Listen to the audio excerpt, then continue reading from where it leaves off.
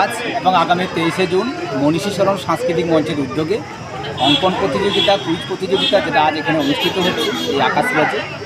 আমরা গত 8 বছরের শেষ করে এটা 9 বছরে পা দিলাম।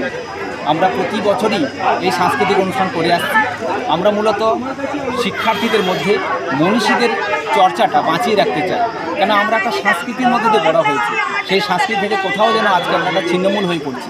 ফলে প্রত্যেক শিক্ষার্থীদের মধ্যে এই মনীষীদের অমূল্য যে কর্মজীবন সেটা বহন করার বা সেটা ছড়িয়ে দেওয়ার জন্য আমরা এই উদ্যোগ নিয়েছি। আচ্ছা, আজকে কি কর্মসূচি রয়েছে? আজকের বিশেষ কর্মসূচি হচ্ছে যে এই যে অঙ্কন প্রতিযোগিতা এবং কুইজ প্রতিযোগিতা হচ্ছে, আমরা প্রত্যেক প্রতিযোগীর হাতে একটা করে চারা গাছ তুলে দেবো। কারণ আমরা এই অরণ্য সুন্দর ঝাড়গ্রামে আমরা দেখেছি যে অতীত দিনে কিন্তু অনেক ভালো পরিবেশ ছিল, অনেক বৃষ্টি আমরা পেতাম, কিন্তু এবারে কিন্তু সেটা আমরা পাচ্ছি না।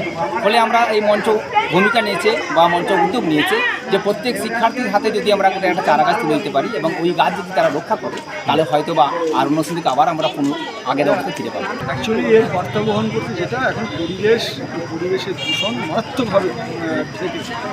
জলবায়ুর আবহাওয়া এবং গ্রীষ্ম উষ্ণায়ন পুরো বিশ্বের তাপমাত্রা বেড়ে গেছে 1.5 ডিগ্রি সেন্টিগ্রেড অলরেডি, যেটা আমাদের বিভিন্ন দেশের র্যাঙ্ক ছিল 1.5 ডিগ্রি সেন্টিগ্রেড তাপমাত্রা ফিক্স, কিন্তু অলরেডি 1.5 ডিগ্রি সেন্টিগ্রেড বেড়ে গেছে।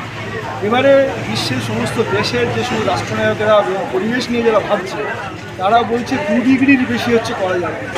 এই তাপমাত্রা নিয়ন্ত্রণ করতে পারার একটা প্রধান ভূমিকা, প্রায় 30% বেশি ভূমিকা হচ্ছে এই গাছে।